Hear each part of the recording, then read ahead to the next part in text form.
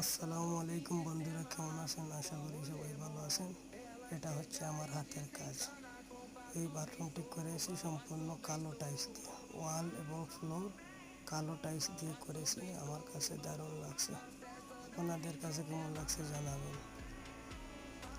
এখনও দেয়ালটি মোছা হয়নি, যখন মোছা হবে তখন আরও সুন্দর লাগবে। আমার কাছে কিন্তু সেই লাগছে, নিচ এবং উপর দুটোটাই কালো। আমার কাছে কিন্তু বাথরুমটি সেই লাগছে, খুব ভালো লাগছে। আপনাদের কাছে কেমন লাগছে লাইক কমেন্টের মাধ্যমে জানাবেন। ভালো লাগলে শেয়ার করে পাশে থাকবেন।